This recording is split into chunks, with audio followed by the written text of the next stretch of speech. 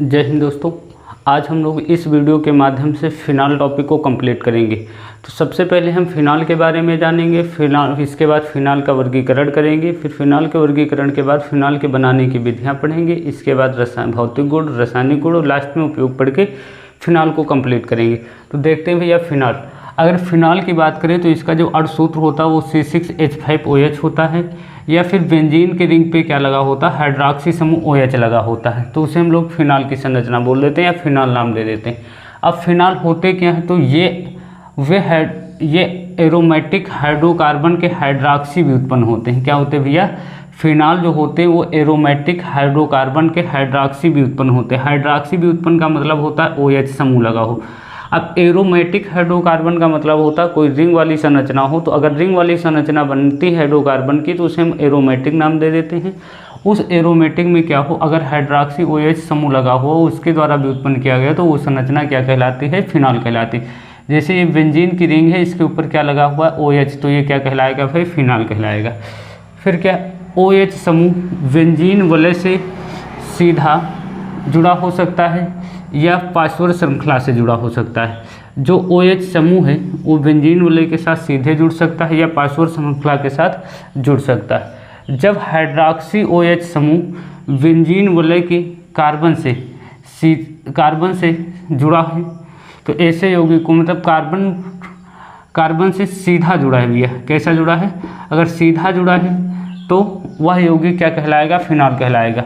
जब hydroxy OH समूह benzene वलय के कार्बन से सीधा जुड़ा होता है तो वह यौगिक क्या कहलाता है, फिनाल कहलाता है। लेकिन जब OH समूह पार्श्व श्रृंखला के कार्बन से जुड़ा होता है तो ऐसे यौगिक क्या कहलाते हैं, एरोमेटिक एल्कोहल कहलाते हैं। क्या कहलाएंगे, एरोमेटिक एल्कोहल कहलाएंगे। जैसे हमारे पास दो एग्जाम्पल हैं, हम देख पा रहे हो कि ये बेंजीन रिंग है, इस बेंजीन रिंग से जो OH हाइड्रॉक्सी समूह वो सीधे जुड़ा है तो ये जो संरचना है वो क्या कहलाएगी, फिनाल कहलाएगी।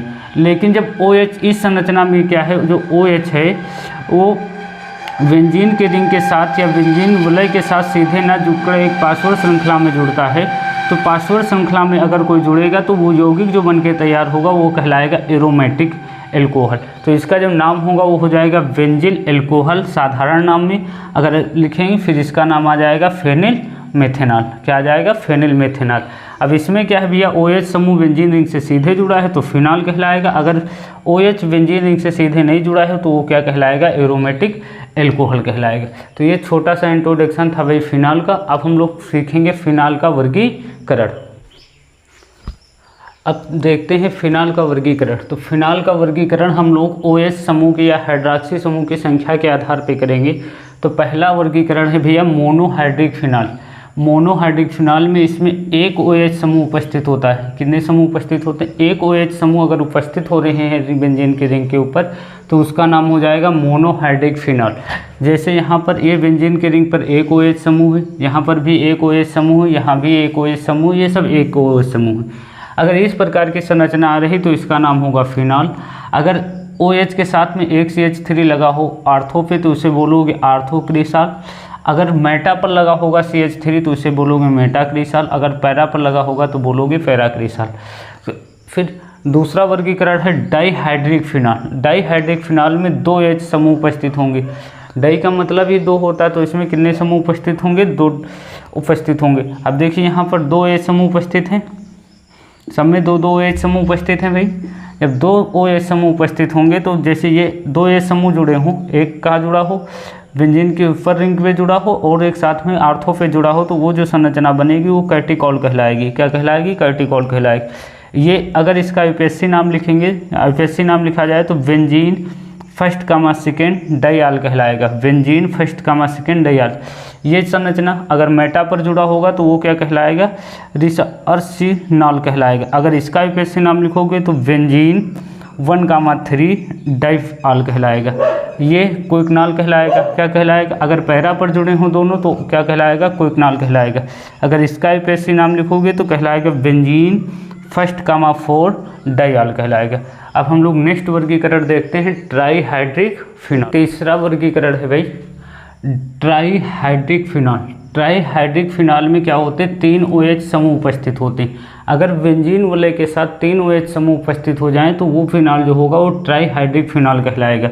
जैसे देख पा रहे हो आप सभी लोग, इसमें 3 OH समूह उपस्थित हैं, प्रत्येक में क्या है 3 OH समूह क्या है, बेंजीन वलय से जुड़े हुए हैं भैया। तो ये जो संरचना होगी ये संरचना तुम्हारी कहलाएगी ट्राईहाइड्रिक फिनाल।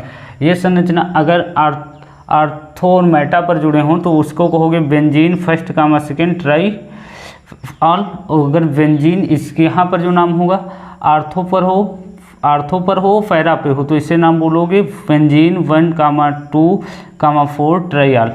ठीक, फिर क्या है भाई, एक पैरा पर जुड़ा हो, 2 मेटा पर जुड़ा हो तो बोलोगे बेंजीन फर्स्ट, 3, 5 ट्राइआल।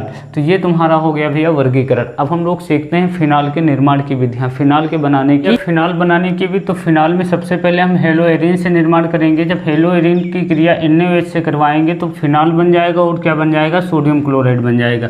यहाँ से Cl बाहर निकलेगा और यहाँ से Na और Cl बाहर निकल करके NaCl का निर्माण कर लेंगे।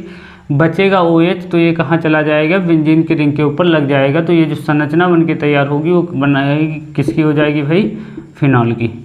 ये क्या बन के तैयार हो जाएगा भाई, फिनॉल। फिर देखिए बेंजीन सल्फोनिक अम्ल।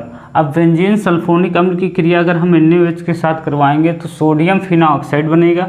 सोडियम फिनाऑक्साइड आयन का जल अपघटन करेंगे तो क्या बन जाएगा भाई, फिनाल बन जाएगा।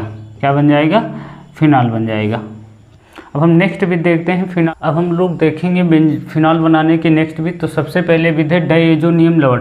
डाइएजोनियम लवण का जब हम जल अपघटन करेंगे भैया H2O की उपस्थिति में तो फिनाल बन जाएगा, नाइट्रोजन गैस निकलेगी और क्या बन जाएगा, HCl। यहाँ से नाइट्रोजन और Cl विस्थापित हो जाएंगे और क्या जुड़ जाएगा, OH जुड़ जाएगा।